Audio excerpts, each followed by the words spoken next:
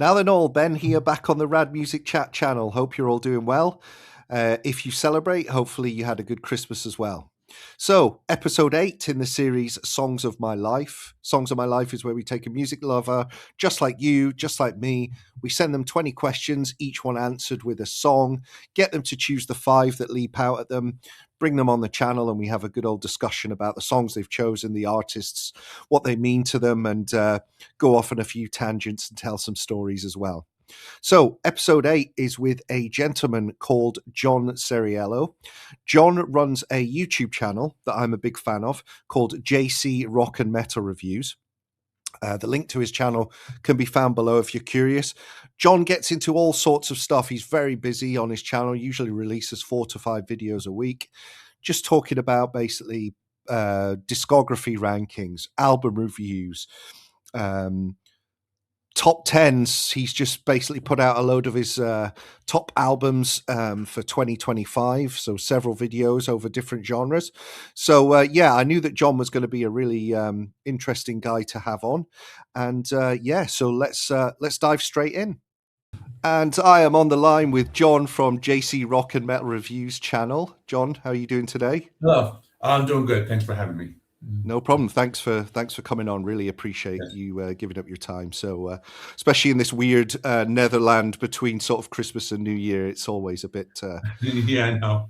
Yeah, a bit fraught. So, yeah. So, John, the first thing I always ask as a matter of kind of ritual is when I sent you the 20 questions, when you kindly agreed to come on the channel. Did the 5 that you chose leap out, or did you struggle to narrow it down? How did you approach it?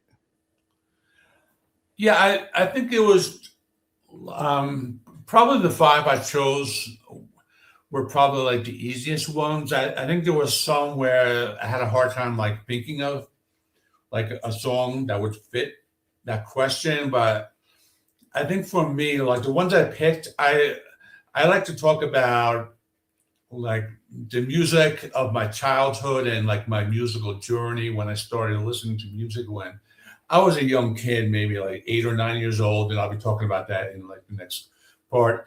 And like moving on, where I was like listening to rock music, and then I started getting into heavy metal when I was a teenager, and like from there, like every like different like decade of my life, like had like a different like type of music, and I like to talk about that. Awesome. So yeah, so it actually came quite naturally for you then with these questions, right? No, that's perfect. Okay, well let's jump straight in. Okay. So the first one that you chose was a song that reminds you of home. Tell us what you chose. Alice Cooper, he's one of my favorite artists. And the way I discovered the song I'm 18. I'm a boy and I'm a man. I'm 18 and I don't know what I want. 18, I just don't know what I want. Mm-hmm. And what happened is it was around 1989. I remember Alice Cooper came out, and 1989, I was like 18 years old. Around the time I'm starting to get into like harder rock, I'm listening to a lot of like Guns N' Roses, and that will come up in like one of the next songs. But I'm listening to like that type of music, and that there was a song by Alice Cooper that was popular called "Poison" from his Trash album. Yep. Well, I like that album. I remember buying the Trash album, and one day I'm visiting my grandmother's house, and like she lived in this area where there was like a lot of like retail stores nearby. And I remember walking down the street, and on the corner of where she lived was a small record store. So I go in and I'm flipping through the records, and I wanted to like check out Alice Cooper. I knew about him, but I had never listened to any of his other stuff. Right. So I'm flipping through all the CDs. And this is back in the day when we had those long boxes with the CDs. And, you know, you can remember going through the record stores. Yeah. So I remember I wanted to like pick an old album, and I just picked it based on the album cover. And I saw the album for Love It to Death. Yep. And that like album cover, just like with all like the entire band and the black cover. I think that kind of stood out to me. Yeah. I'm hearing the song "I'm 18," and I'm listening to the lyrics, and I'm thinking like this like sounds like my life because I was 18 years old. Yeah. And I listened to it like I'm a boy, I'm a man, and things like that. And I mean, like this song is like speaking to me. Yeah. Yeah. And so that's why I realized it. And there was another thing going in my head because I look at the album cover and I see it was released in 1971. Yeah. And that was the year I was born. As I'm listening to it, so I'm kind of like thinking like this song is like really like I almost felt it was like meant for me, like that type of thing. Yeah. Well, I think that's really why I chose that song, and I think when I picked like the one that makes me like feel like home, and I think it just brings me back to that time when I was just a young kid. Yeah, that's great. So that was like a perfect storm for you. The album came out the year you're born. The song that's incredible. That's like absolutely just perfect. I can imagine that sort of almost like an epiphany moment where you're like, this is my song. Yeah. Yeah, Yeah, it's absolutely great. Yeah, really cool. And the Trash album you mentioned, obviously, that broke Alice Cooper to a whole new generation. Yeah. I was like really into that album, and yeah. Okay, John. So the next one, I guess this goes on nicely. Song that reminds you of high school. So, you chose the Guns N' Roses song. Okay. So I chose a Guns N' Roses song. Now, I think for that question, like I could have basically chose like the entire album, Appetite for Destruction, but I think Sweet Child of Mine was my favorite song.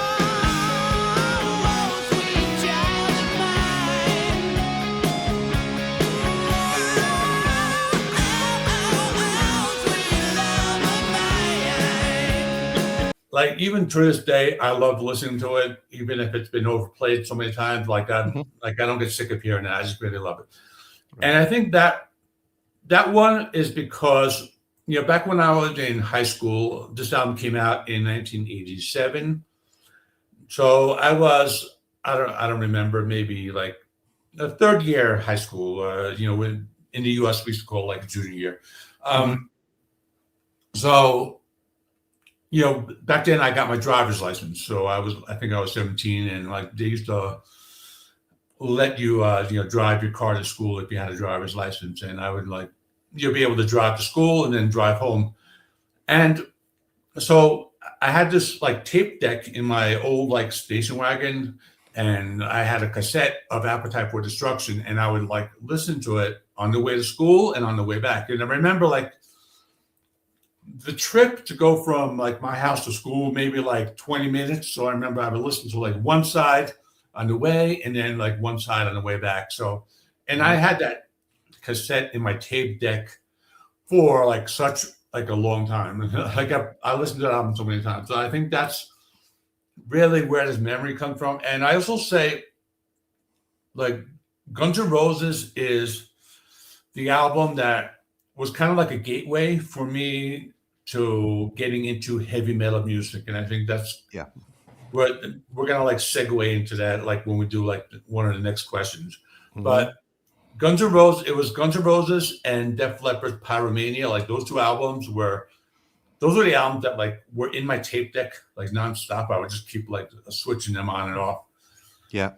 And those albums were the gateway, but I chose, Sweet Child of Mine. It just brings me back to those days, reminding me of just high school. No, great choice. And I think, Guns N' Roses are a gateway band for so many people. And let's face it, Appetite for Destruction is flawless. Would you say that's fair? It's a flawless. Oh, yeah, definitely. Yeah, it's one of the best albums ever, yeah. Yeah, 100%. So, okay, John, first song that you remember as a child? Okay, so this is going back all the way. I don't remember. I was like, I'll say 8 or 9 years old, late 70s, 1978, 1979, around that time. And back then, I have an older brother. He's 2 years older than me, and he used to buy records.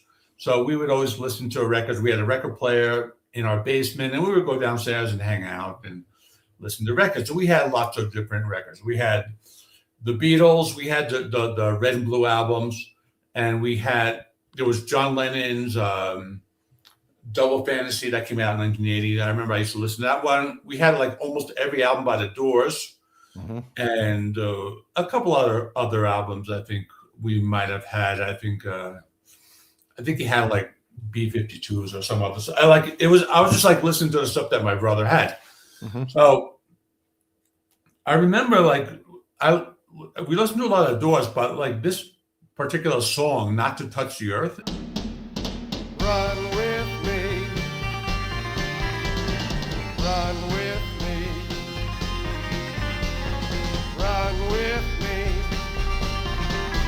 let's run. It was like kind of like this weird song. It was like has this like creepy like piano where they play like the notes very low, and I don't know.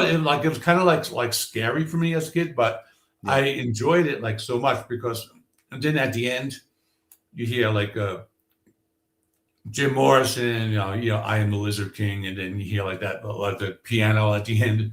I really like it. It was just like this kind of like weird song, and it has that almost like repetitive, almost like melody, and it was just like one of those songs I've always loved. But when it comes to the Doors, they're one of my favorite bands. Like even now. Even though, I like mostly like heavier metal music, but I also like rock, and I think like the Doors are probably one of my favorite bands of all time because they're one of the first bands I remember listening to when I was younger, and I think "Waiting for the Sun," I think that's probably one of my favorite albums as well. But I know what you mean about "Not to Touch the Earth" because I was of the age where the Doors was just a name that I knew because my dad was into them, right, as a kid. But then I'd never listened to them. And then it was obviously they had their resurgence when Oliver Stone did his movie, and that, everyone got into the Doors then, So in the early 90s, I think it was it late 80s? I think it was 1990, if I believe, Right, okay. So, and so even then, that song that was released so much earlier was, it's freaked me out so much, that song. It really did. And like you say, it's that creepy do do do do do do do do, and it's that it's really eerie. And the Doors, I can see why they're still one of your favorites, and they are for me. They're because they were way ahead of their time, way ahead. That was when I saw your list come in. I absolutely loved that choice, and also that "Waiting for the Sun" is, if I had to pick, that is my favorite Doors record. Although I go back to "LA Woman" the most now, believe it or not. "LA Woman," that's another good one. I enjoy that one. I like all of them. All of the ones with Jim Morrison I enjoy. Yeah, of course, because you've got the few that after like Other Voices, and there were a couple afterwards which aren't bad, but they're not the same level. Yeah, 100%. No, great choice. Okay, so the next one was the song that you chose that you kind of thought formed sort of kind of who you are and your musical taste going forward. Okay, yes. This is one where I chose Metallic's "Master of Puppets."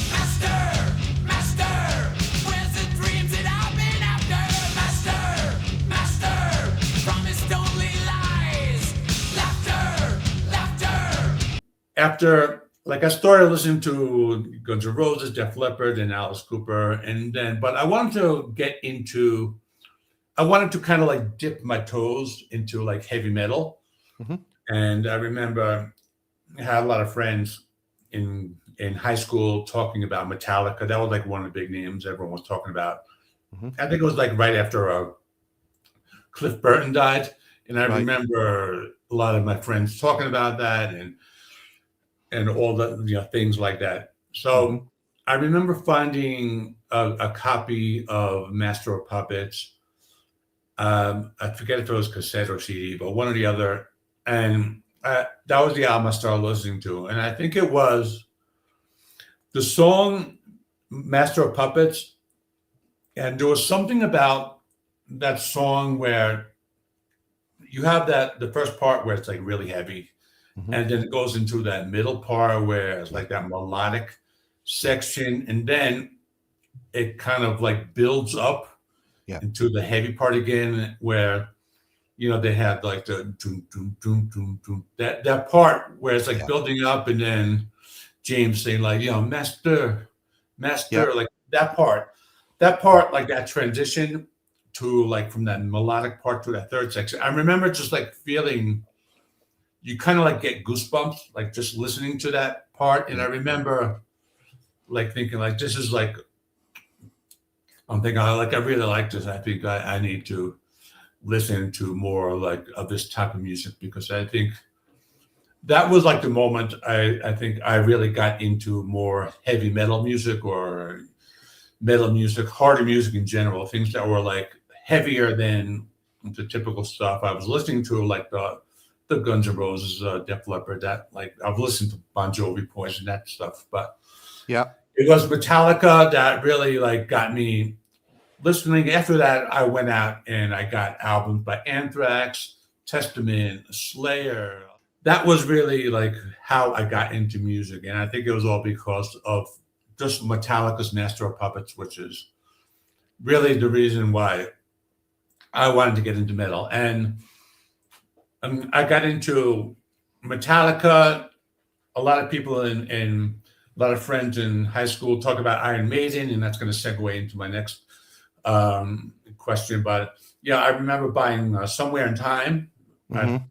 listening to that, and it was the same thing, but it was like a different type of metal, because it was like Yeah. more of the bass guitar, and like Steve Harris's bass guitar was more like up front. It was more like, it wasn't the thrash of Metallica; it was a different type of metal. So Yeah. So what would you say is I mean, the $1 million question, but if sort of gun to head, what would be your favorite Metallica record? Oh, well, yeah, I go back and forth between Rise of Lightning and Master of Puppets, but I would say probably Master of Puppets just like Okay. a little bit more. I would probably give to that.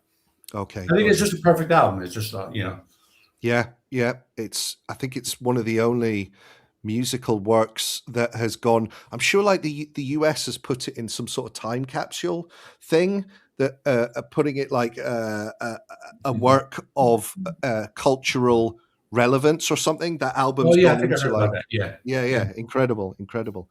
Okay, so yes, you did do the nice segue there. That's into Maiden. So you mentioned that your favorite cover song was by Maiden.